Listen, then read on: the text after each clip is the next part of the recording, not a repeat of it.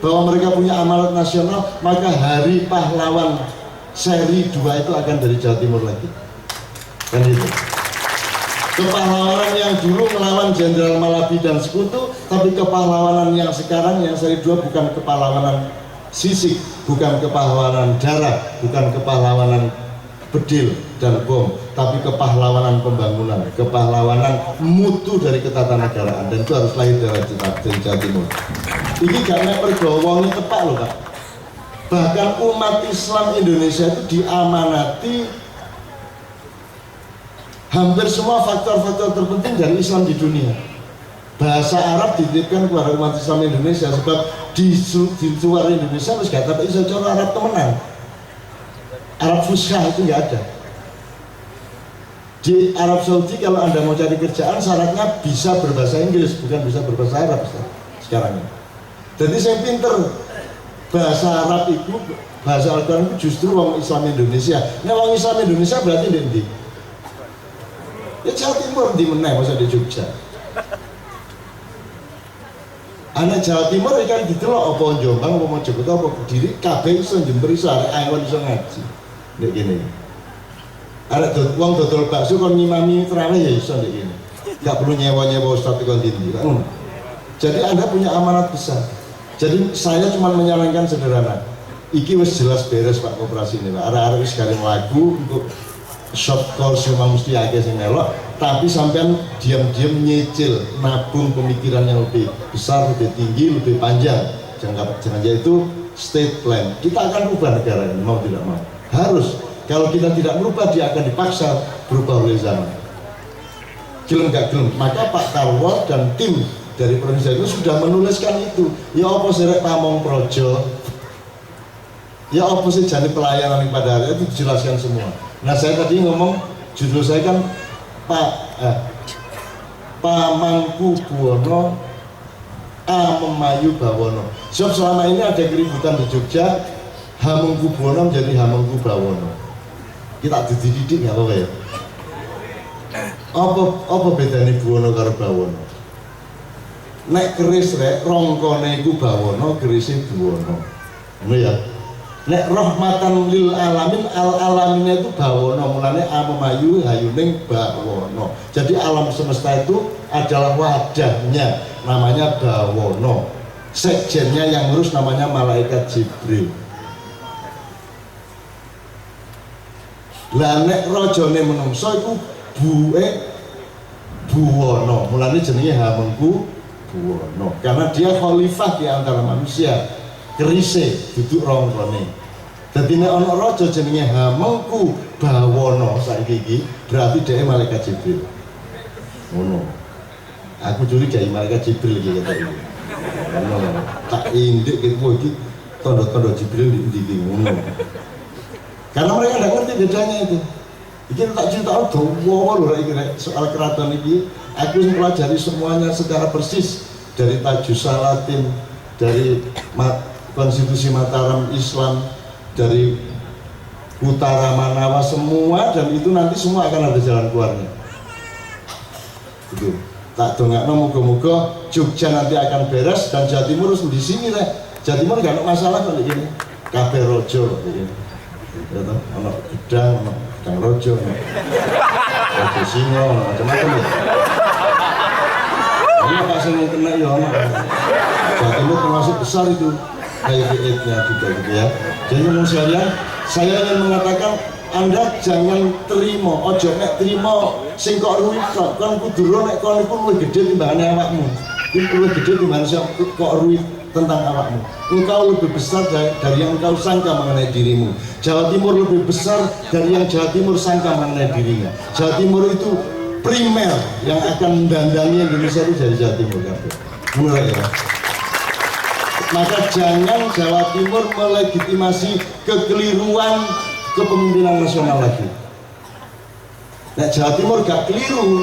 Jawa Timur punya kecerdasan, maka pemimpin nasional akan juga merupakan bagian dari infrastruktur pemikiran Jawa Timur. Besok-besok lagi aja keliru menang. Terus keliru terakhir gak masalah. Sing kok guyu jelas iki apa. Ngono ya ya. Dan ini Jawa Timur ini betul-betul Pak. Apa meneh pemerintah daerah aku nulis dongo lho, 20 halaman ono aku. Durung tahu aku nulis sampai sak Jawa ini. Karena saya orang Jawa Timur dan saya bukan fanatik Jawa Timur, tapi saya melihat Jawa Timur adalah ujung tombak dari perubahan Republik Indonesia. Makanya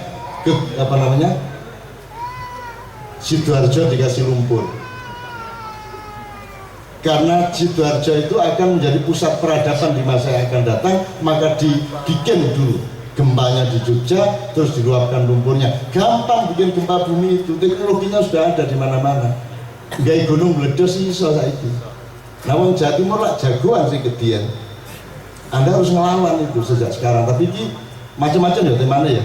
Tapi pokoknya dieling-eling. Untuk didelok sampai bagian apa. Dan saya mendengar dari dua beliau ini, saya kira saya optimis dengan Jawa Timur. Masih ono kabupaten liang sih nggak tebak-tebak ya ono ya. Tapi insya Allah Kediri akan merupakan daerah mandiri yang yang akan menjadi tabungan komprehensif bersama beliau, dan acara sampean ini kan juga akan kemana-mana di seluruh kabupaten ya.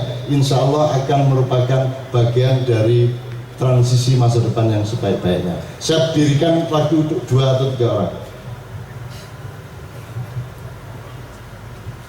Nek gak ono berarti Jawa Timur harus beres. Monggo. Ayo. Ndak apa-apa. Nek ono sing takon, iki mah lho sing short course lho. Cara Madura lho. Latihan kursus kilat. Kursus kilat. Iki wis beres karena masalah ya. Satu, maju. Mikrofon di sini, Mbak. Silakan Mbak. Ya. Jangan setuju sama saya sama beliau berdua. Pokoknya sampai mengungkapkan ini Mbak. Nyun saya mau maju gimana Mbak? Soalnya mikrofonnya yang bagian sakit. Makin direkam soalnya makin dilebetakan CNN. Cak Nun Najib, CNN itu Cak Nun Najib.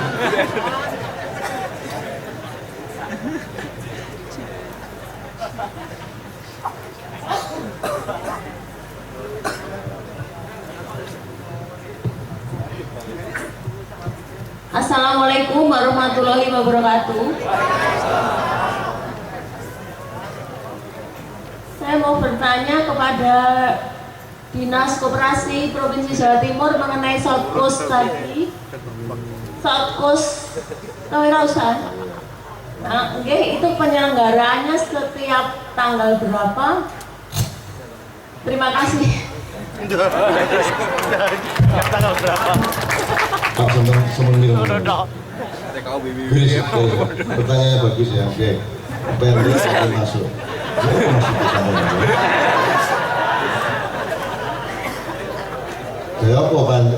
Kayak apa tuh kayak sama itu. Itu pendek tapi jelek. Ya cok. Ini anak-anak itu ini jadi dagelan di loh Pak. Sampean kepingin anak jadi presiden oleh Ibu dia. Guyung. Itu syaratnya dukun zaman biyen. Akhirnya anak mau kiri terus anak gue jadi presiden telepon. Terus gak apa-apa menteri ya terus gubernur gak apa-apa. Juga namanya. Terus wali kota sebab susu. Gelandangan ya bapak. Aja mereng-mereng ya Pak. Ya poso-poso kok ngomongnya nih. Loh.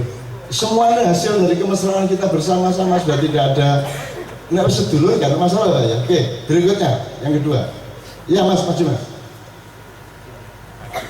Mas. Yang ini Mas. Satu lagi silakan langsung maju. Ya Mas, maju sini Mas. Kalau masih sana mikrofonnya.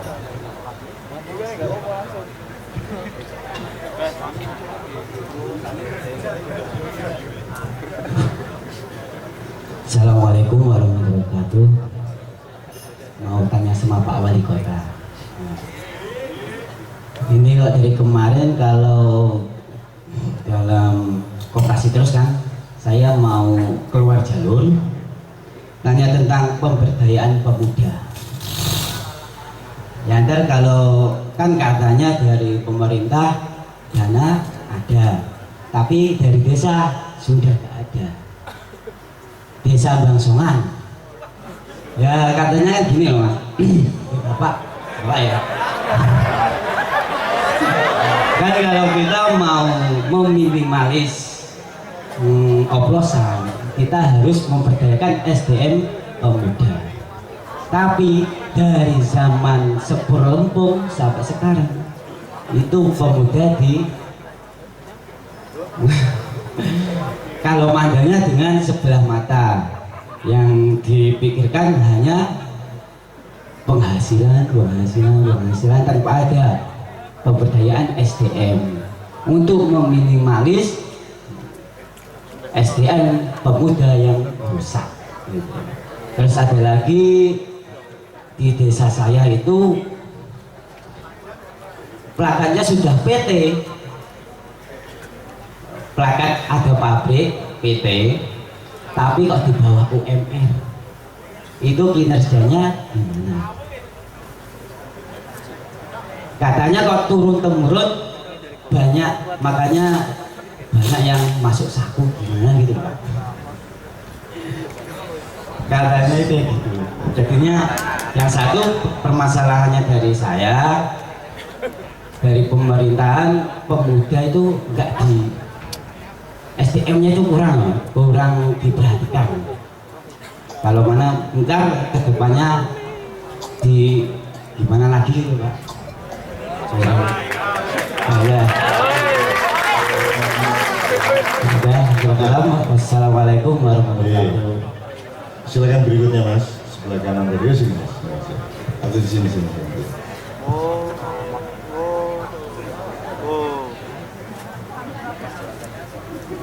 Assalamualaikum. Dari Bapak Dinas Koperasi, cuma mau mengajarkan kalau setelah kita mengikuti pelatihan di Surabaya, nah itu untuk setelah itu untuk kelanjutannya itu kita berdikari sendiri atau ada perbantuan modal atau mungkin seperti apa kelanjutannya setelah pelatihan yang dilatih itu. Iya, cuma itu aja.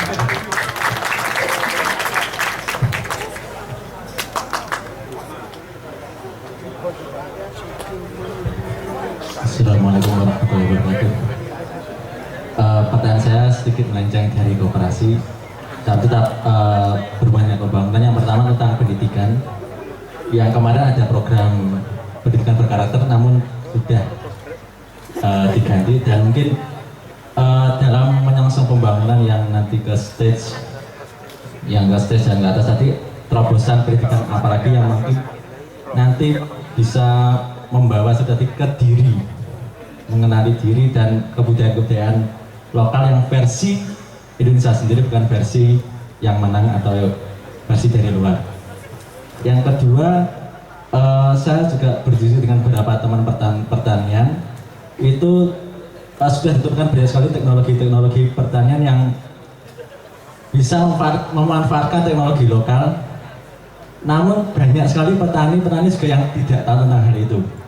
Nah, seperti kalau kemarin membaca di artikel ada teknik nutrisi tanah, ada teknik teh kompos untuk menyuburkan tanah dengan murah dan lebih bagus daripada menggunakan yang ada yang konvensional. Nah, mungkin terobosan dalam bidang pertanian apakah sudah juga diadakan seperti itu, karena juga dari keluarga petani. Saya kira itu aja. Terima kasih.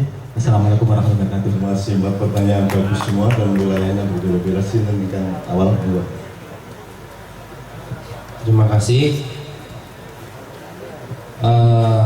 Tadi ditanyakan dari saudara kita dari Bangsongan kalau nggak salah ya. Ya, jadi kalau di Kota Kediri ini kami sedang berpikir bagaimana supaya pemuda ini tidak kehilangan kreativitasnya. Contohnya simple, di Kediri ini insya Allah sebentar lagi kita akan memberikan media kepada pemuda. Jadi media supaya mereka bisa berkreasi, supaya mereka bisa berkembang sesuai dengan segmen umurnya, karena kalau pemuda biasanya lebih suka menciptakan sesuatu, berkreasi, mungkin masih mencari jati diri dan segalanya. Nah itu memang dunianya seperti itu kalau pemuda mencoba trial and error dan segala macam. Nah di Kediri sedang kita siapkan seperti itu. Contoh kemarin dari Dinas Koperasi kami dan UMKM, kemarin saya tanya bagaimana cara memasarkan produk-produk yang ada di Kota Kediri yang dibuat oleh para pemuda. Cara memasarkannya bagaimana? Setelah itu kami bahas, ternyata Dinas Koperasi dan UMKM ada kerjasama dengan universitas. Di situ masyarakat yang ada di Kota Kediri yang ikut bergabung di situ itu akan diarahkan, dikasih ilmu manajemen, dikasih ilmu marketing supaya mereka bisa menjual dengan baik, bisa membetulkan packagingnya, bungkusnya, sehingga mereka akan lebih kompetitif lagi, mereka lebih berdaya saing lagi. Dan di samping itu ditunjang dengan pameran-pameran yang ada di Kediri maupun di luar Kota Kediri.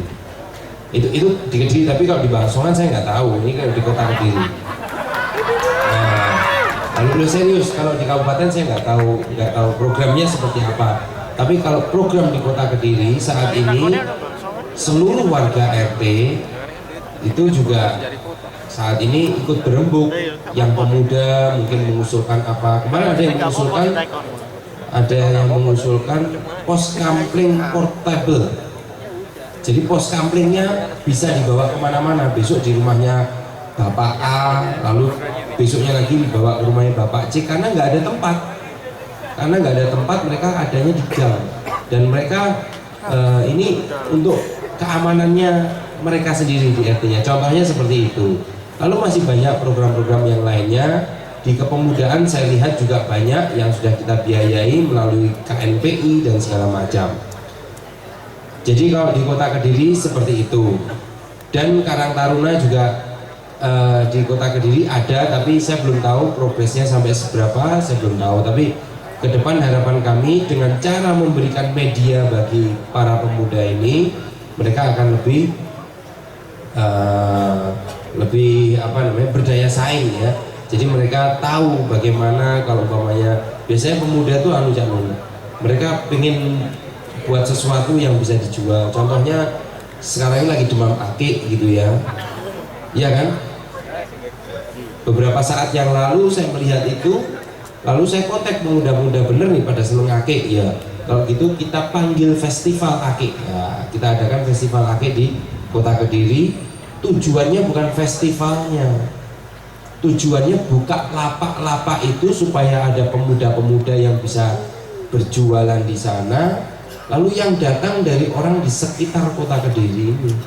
Jadi ternyata banyak yang datang, akhirnya nah itu berdaya saing, mereka bisa berjualan dan mereka bisa melihat tetangganya yang dari daerah lain itu bagaimana produknya.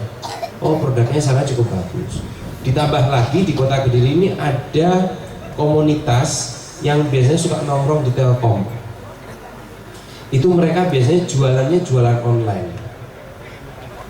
Mungkin ada yang datang sini. Itu mereka menjualkan ada yang jual tasbih dari kayu. Kalau di tempat kita tasbih dari kayu biasa, tapi kalau di luar negeri ini luar biasa. Ada sarung tenun ikat handicraft, itu dijual. Di sini harganya 150.000. Tapi kalau dijual di Dubai, dijual di Amerika itu harganya bisa 2,5 juta. Contohnya seperti itu, mereka bekerja sama. Nah makanya saya titip pesan kepada rekan-rekan kaula muda yang ada di Kota Kediri dan sekitarnya maupun mana, perbanyaklah jaringan, bikin jaringan yang positif sehingga ke depan kita banyak link, kita ke depan banyak banyak yang bisa dimintain tolong dan dimintain ilmu, itu yang penting. Lalu masalah oplosan tadi, kalau di Kota Kediri ada namanya Gakumdu. Jadi Gakumdu itu menyelesaikan permasalahan itu tidak harus ke Polsek, ke Polres dan ke pengadilan. Jadi diselesaikan di tingkat RT. Jadi ada namanya gerakan hukum terpadu itu ya di tingkat RT, di tingkat kelurahan itu. Di situ ada Babinsa, ada Babin Kamtipmas, ada warga, ada Pak Lurah, ada semuanya, PKK juga ada di situ. Jadi kalau ada orang berantem ya diselesaikan di situ. Ada orang KDRT diselesaikan di situ, nggak perlu ditarik-tarik ke atas. Nah sehingga toleransi mereka di kota Kediri khususnya lebih besar dibanding daerah-daerah lain. Jadi kota Kediri itu toleransinya tinggi sekali.